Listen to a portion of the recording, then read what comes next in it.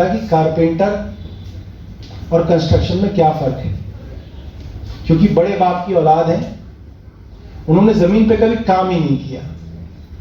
वहां पे रोड़ी, बदरपुर कंस्ट्रक्शन का मटेरियल पूरा फैला हुआ है, कंस्ट्रक्शन का काम चल रहा है और प्रवेश वर्मा एक झूठ को छुपाने के लिए दूसरा झूठ बोल रहे हैं।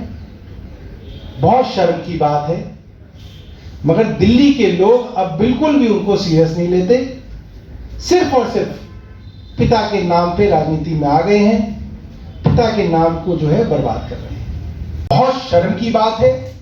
ऐसा कभी नहीं देखा गया कि जिसकी मृत्यु हुई हो, जिसकी हत्या की गई हो, उसी विक्टिम के ऊपर जो है उसकी हत्या का इल्जाम जो है डाल दिया गया, जो भारतीय जनता पार्टी के नेता परसों से कर रहे हैं।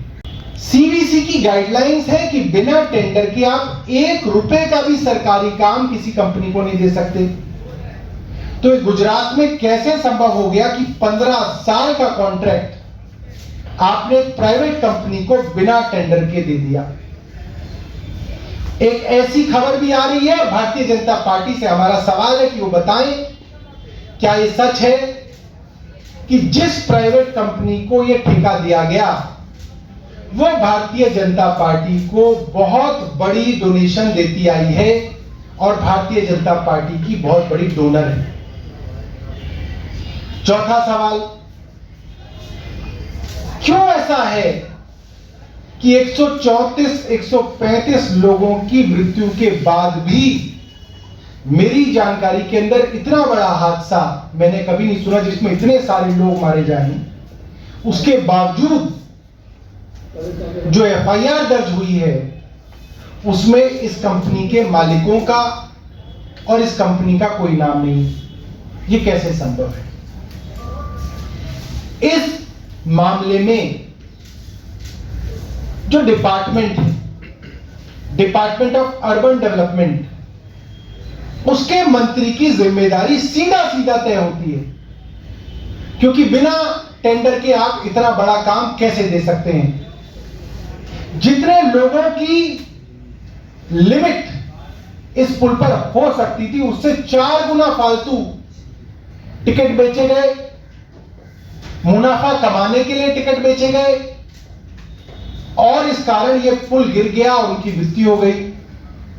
सीधी जिम्मेदारी मंत्री की है और इस गुजरात के मामले में इस डिपार्टमेंट के मंत्री जो हैं, ये जो डिपार्टमेंट है ये मुख्यमंत्री जी के पास आता है, तो इसमें सीधी सीधी जिम्मेदारी गुजरात के मुख्यमंत्री की तय होती है।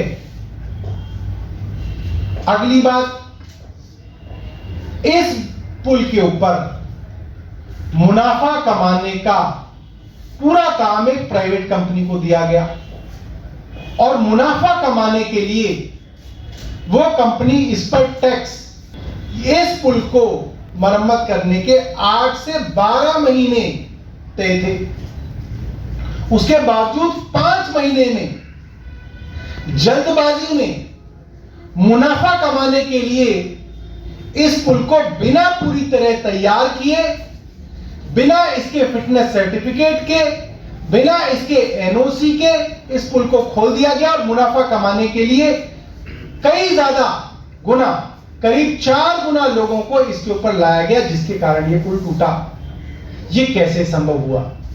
और सबसे बड़ी बात यह है कि जब से यह पुल टूटा है, भारतीय जनता पार्टी के नेता, भारतीय जनता पार्टी के प्रवक्ता 2 साल पुराना वीडियो ट्विटर पर, फेसबुक पर डाल रहे हैं और कह रहे हैं कि जो लोग इसके अंदर मरे वही लोग अपनी मृत्यु के जिम्मेदार हैं।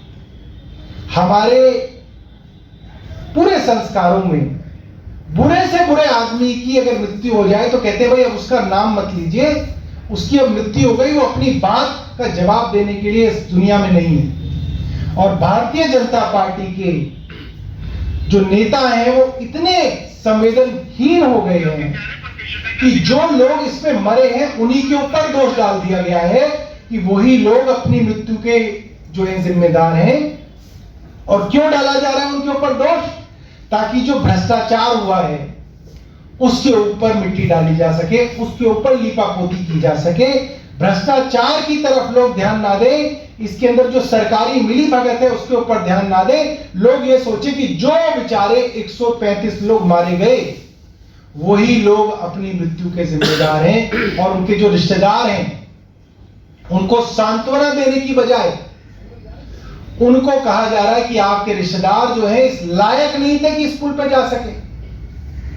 वो गुजराती भाई बहन जो मारे गए उनके ऊपर ये इल्जाम लगाया जा रहा है कि वो इस लायक ही नहीं है, उनको पुल इस्तेमाल करना ही नहीं आता, वो पुल को हिला हिला के उन्होंने पुल तोड़ दिया। कुछ विशेषताएं।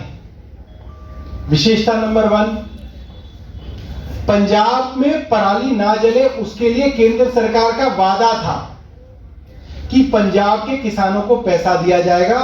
केंद्र सरकार ने पैसा नहीं दिया, ये इनका कंट्रीब्यूशन है। दूसरा, कूड़े के पहाड़ों पे अभी ये आग लगाएंगे ताकि दिल्ली के अंदर प्रदूषण से लोगों का दम और घुटे। तीसरा, अपने खुद के केंद्रीय कार्यालय के अंदर भारतीय जनता पार्टी जोरों शोरों से कंस्ट्रक्शन करा रही है। ये इनकी दिल्ली के पोल्यूशन को लेकर संवेदनशीलता है। ये हर वो प्रयास करेंगे जिसके अंदर दिल्ली का प्रदूषण किसी ना किसी तरीके से बढ़ जाए। भारतीय जनता पार्टी जो अपने केंद्रीय कार्यालय के अंदर कंस्ट्रक्शन का काम कराती हुई पकड़ी गई और जिनके ऊपर आज दिल्ली सरकार के अफसरों ने 5 लाख रुपए का जुर्माना लगाया है, उनको कोई हक नहीं है दिल्ली के प्रदूषण के बारे में कोई बात करने।